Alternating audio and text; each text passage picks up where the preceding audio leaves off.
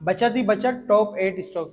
जी दोस्तों, जिस तरह कंटिन्यूसली यहाँ पे जो है वो आपको डेली जो स्टॉक्स बताए जा रहे हो, तो इसके अलावा स्पेशल ग्रुप में भी जो है वो कंटिन्यूसली स्टॉक शेयर किए जा रहे हैं, जिससे अल्हम्दुलिल्लाह काफ़ी क्लाइंट जो है वो डेली की बेसिस पे जो वो प्रॉफिट कर रहे हैं और उनकी जो है वो अर्निंग में इजाफा हो रहा है। इसी तरह आज मजीद कुछ ऐसे टॉप स्टॉक्स लेके आए हूँ जिसमें आपको जो है वो बचत ही बचत हो सकती है। टेक्निकली जो है वो स्टॉक साउंड है और रेडी टू जो है वो अपसाइड है जाने के लिए। तो वो अपसाइड जाने के लिए जो कौन से ऐसे स्टॉक्स है आज मैं आपके साथ जो है वो शेयर करूँगा, जिसमें से जो पहला स्टॉक है वो है बीओपी। बीओपी का जो ट्रेलिंग स्टॉप लॉस है वो 29.80 और इसके जो टारगेट्स है वो 33 रुपये से लेकर 36 रुपये। सेकंड जो स्टॉक है वो है पीआईबीटीएल। इसका जो ट्रेलिंग स्टॉप लॉस है वो 14.50, इसके जो टारगेट्स है वो 15.90 से 16.90। थर्ड जो हमारा स्टॉक है वो हैस्कोल। हैस्कोल का जो ट्रेलिंग स्टॉप लॉस है वो 14.60 और इसके जो टारगेट्स है वो 16 रुपये से लेकर 18 रुपये।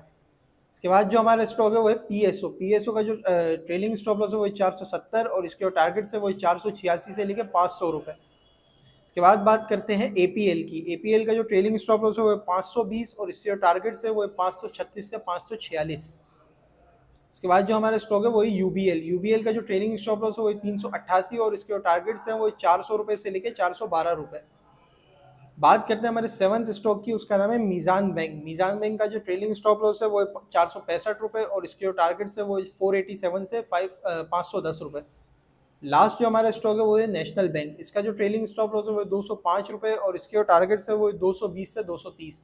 इसी तरह के और स्टॉक्स जानने के लिए आप जो हमें कांटेक्ट कर सकते हैं। यहाँ पे आपके सामने जो है वो नंबर शेयर हो रहा होगा। अगर आप ग्रुप में भी ऐड होना चाहते हैं तो मुझे इस नंबर पर कांटेक्ट करें, मैं आपको बताऊंगा किस तरह आप जो हमारे ग्रुप्स में ऐड हो सकते हैं और इसी तरह जो है वो ट्रेड कर सकते हैं। ठीक है जी, शुक्रिया। समीर मलिक, अल्लाह हाफिज़।